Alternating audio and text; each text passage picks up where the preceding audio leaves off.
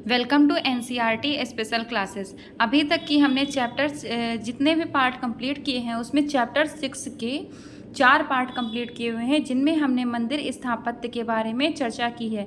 उन पार्टों में हमने देखा कि पूर्वी भारत के मंदिरों की स्थापत्य कला, दक्षिणी भारत की मंदिरों की स्थापत्य कला एक दूसरे से किस प्रकार से भिन्न है और किस प्रकार से एक दूसरे से मेल खाती है। इन सभी चीज़ों के बारे में चर्चा की है। साथ ही इसके साथ साथ हमने विभिन्न प्रकार की विभिन्न कलाओं पर भी चर्चा की है। अब हम इस चैप्टर में कुछ मंदिरों का वर्णन किया गया है, उन मंदिरों की स्थापत्य कला के बारे में पढ़ेंगे। जैसे कि पहले दिया हुआ है महाबलीपुरम मंदिर के बारे में विस्तार से चर्चा की गई है, उसके बारे में हम पढ़ेंगे। महाबलीपुरम पल्लव काल का एक महत्वपूर्ण पट्ट नगर है, जहां अनेकों शैलकृत एवं स्वतंत्र खड़े मंदिरों का निर्माण 7वीं-8वीं शताब्दी में हुआ। महाबलीपुरम का यह विशाल प्रतिमा फलक, जिसकी ऊंचाई 15 मीटर एवं लंबाई 30 मीटर है, विश्व में इस प्रकार का सबसे बड़ा और प्राचीनतम पैनल है। इसमें चट्टानों के मध्य एक प्राकृतिक दरार है, जिसका उपयोग शिल्पियों द्वारा इतनी सुंदरता से किया गया है कि इस दरार से बहकर पानी नीचे बने कुंड में एकत्रित होता है। विशेषज्ञों ने इसे भिन्न तरीके से वर्णित किया है। कुछ का मानना है कि यह गंगा अवतरण का प्रकरण है और कुछ इसे किरातार्जुनीयम की कथा से जोड़ते हैं, और कुछ अर्जुन की तपस्या से। किरातार्जुनीयम पल्लव काल में कवि भारवी की लोकप्रिय रचना थी। अन्य विद्वानों के अनुसार यह पैनल एक पल्लव राजा की प्रशस्ति है, जो कुंड के मध्य पैनल की अनूठी पृष्ठभूमि में बैठता होगा। रिलीफ पैनल में एक मंदिर को महत्वपूर्ण स्थान दिया गया है, जिसके सामने तपस्वी और श्रद्धालु बैठे हैं। इसके ऊपर एक टांग पर खड़े योगी का चित्रण है, जिसके हाथ सिर के ऊपर उठे हुए हैं, जिसे कुछ लोग भागीरथ एवं कुछ अर्जुन मानते हैं। अर्जुन ने शिव से पाशुपत अस्त्र पाने की तपस्या की थी, जबकि भागीरथ ने गंगा को पृथ्वी पर अवतरित करने के लिए। इसके बगल में वरद मुद्रा में शिव को खड़ा दिखाया गया है। इस हाथ के नीचे एक खड़ा छोटा सा गण शक्तिशाली पाशुपत अस्त्र का मानवीकरण है। चित्रित आकृतियों को कमनीय और सजीव गतिमान दिखाया गया है। व्यक्तियों के अतिरिक्त उड़ते हुए गंधर्वों, पशुओं और पक्षियों की भी आकृतियां बनी हैं, जिनमें विशेष उल्लेखनीय है एक सजीव और सुगढ़ हाथी और मंदिर के नीचे बना हिरण का जोड़ा। इनमें सबसे हास्यास्पद चित्रण एक बिल्ली का है, जो भागीरथ अथवा अर्जुन की नकल करते हुए अपने पीछे के पंजों पर खड़ी होकर आगे के पंजों को हवा में उठाए हुए है।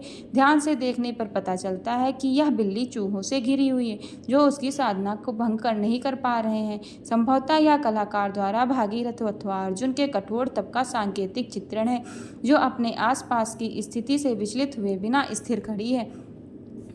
अगला मंदिर है कैलाश पर्वत को हिलाते हुए रावण का चित्रण। इसमें चित्र में दिखाया गया है कि किस प्रकार से कैलाश पर्वत को रावण अपने हाथों से हिला रहा है। कैलाश पर्वत को हिलाते हुए रावण को एलोरा की गुफा में कई बार चित्रित किया गया है। इनमें सबसे उल्लेखनीय आकृति एलोरा की गुफा संख्या 16 के कैलाशनाथ मंदिर की बाईं दीवार पर प्रस्तुत की गई है। यह आकृति 8वीं शताब्दी में बनाई गई थी। यह एक विशाल प्रतिमा है, जिसे भारतीय मूर्तिकला में एक प्रतिमान के रूप में माना गया है।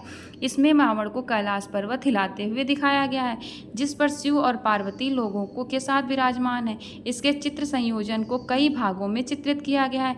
इसके निचले भाग में रावण को अपने अनेक हाथों से कैलाश पर्वत को आसानी से हिलाते हुए दिखाया गया है। बहुत से हाथों का गहराई पूर्वक उकेरने से वे त्रिआयामी प्रभाव उत्पन्न करते हैं। रावण का शरीर कोणात्मक दिखाया गया है और वह अपनी एक टांग भीतर की ओर धकेल रहा है। उसके हाथ रावण की आकृति द्वारा निर्मित भीतरी कक्ष में बाहर की ओर फैले हुए दिखाए गए हैं। ऊपर का आधा हिस्सा 3 श्रेणियों में विभाजित है।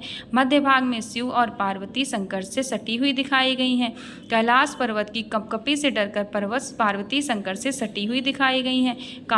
खाली जगह में पार्वती की फैली हुई टांगों और मुड़ा हुआ शरीर छाया प्रकाश का अत्यंत नाटकीय प्रभाव प्रस्तुत करते हैं। शिव की प्रतिमा तो विशाल है ही, उनके गणों की आकृतियां भी काफ़ी बड़ी बड़ी हैं। गणों की आकृतियों को सक्रिय दिखाया गया है और वे अपनी गतिविधियों में संलग्न हैं। शिव और पार्वती से ऊपर स्वर्ग की अप्सराएं आदि जो इस दृश्य में को देख रही हैं, उन्हें स्तंभित मुद्रा में दिखाया गया है। आयतन का बाहर तक निकला होना और खाली स्थान होना एलोरा गुफा की प्रतिमाओं की खास विशेषता है। पूरे घेरे में आकृतियों को बनाकर प्रकाश और अंधकार का उपयोग किया गया है। आकृतियों का धड़ भाग पतला है और उनकी सतह को भारी दिखाया गया है। भुजाएं पूरे घेरे में पतली हैं। दोनों ओर की सहायक आकृतियों का मोहरा कोणीय है। संपूर्ण संरचना की सभी आकृतियां सुंदर हैं और आपस में एक दूसरे से गुथी हुई सी प्रतीत होती हैं। लक्ष्मण मंदिर जो कि खजुराहो में स्थित है।